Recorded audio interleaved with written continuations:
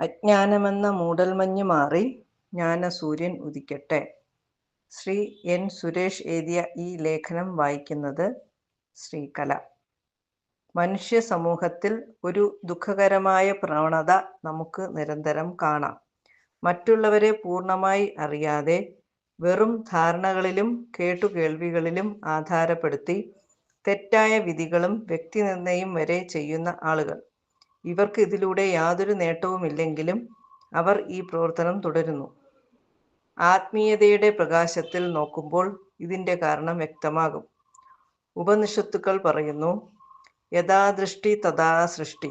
നമ്മുടെ ദൃഷ്ടി ഏതു നിലവാരത്തിലാണോ ലോകത്തെ നാം അതുപോലെ തന്നെ കാണുന്നു.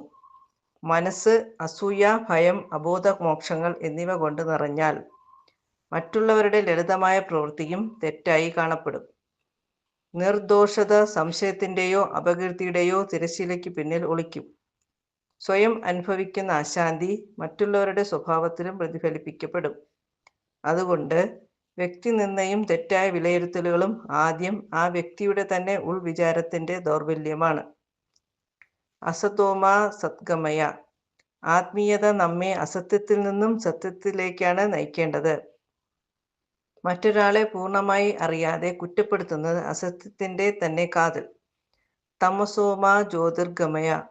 അജ്ഞാനത്തിൽ നിന്ന് ജ്ഞാനത്തിലേക്കുള്ള യാത്രയാണ് ആത്മീയത. അജ്ഞാനമാണ് തെറ്റായ ധാരണകൾക്കു ഗർഭമായി നിൽക്കുന്നത്. അഹിംസ പരമോ ധർമ്മ. വാക്കുകൾ കൊണ്ടോ ചിന്തകളിലൂടെയോ മറ്റൊരാളെ വേദനിപ്പിക്കുന്നത് പോലും അഹിംസയുടെ ലംഘനമാകുന്നു. ക്യാരക്ടർ അസാസിനേഷൻ എന്നത് വാക്കുകളിലൂടെ ചെയ്യുന്ന ഒരു ഹിംസ.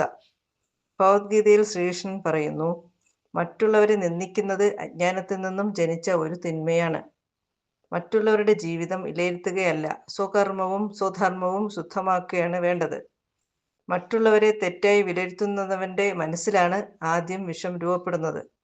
അതേ വിഷം അവൻ്റെ സമാധാനവും ആത്മീയ വളർച്ചയും നശിപ്പിക്കുന്നു. കലഹവും അസൂയയും നെഗറ്റീവ് ചിന്തകളും അവൻ്റെ മനസ്സിനെ അടിമത്തത്തിലാക്കുന്നു. അതുകൊണ്ട് വേദനിക്കുന്നത് ആദ്യം കുറ്റം പറയുന്നവരാണ്. ശാസ്ത്രങ്ങൾ പറയുന്നു, നല്ലവരെ നിന്ദിക്കുന്നവരുടെ ഭാഗ്യവും സമൃദ്ധിയും ദുർബലമാകും. കാരണം അവർ ധർമ്മത്തെ വേദനിപ്പിക്കുന്നു, സത്യത്തെ മങ്ങിയതാക്കുന്നു, നിഷ്കളങ്കരെ മുറിപ്പെടുത്തുന്നു. ആത്മീയമായി നാം ചെയ്യേണ്ടത് നമ്മുടെ ചിന്തകളെ ശുദ്ധമാക്കുക, കേട്ടുകേൾവിയിൽ ആധാരപ്പെട്ട വിധികളിൽ നിന്ന് മാറി നിൽക്കുക, മറ്റുള്ളവരുടെ ജീവിതത്തെ വിചാരണ ചെയ്യാതെ സ്വന്തം മനസ്സിനെ ഉയർത്തുക, സ്നേഹം, കരുണ, ക്ഷമ, നന്മ എന്നിവയെ പ്രോത്സാഹിപ്പിക്കുക. നിന്ദ, പരദൂഷണം, തെറ്റായ വിലയിരുത്തൽ ആത്മീയത നിഷേധിക്കുന്ന 3 പ്രധാന വിഷയങ്ങളാണ്. ഇവയെ ഒഴിച്ചു കഴിഞ്ഞാൽ മാത്രമേ ആത്മീയതയുടെ മധുരം മനസ്സിൽ പൂക്കുകയുള്ളൂ.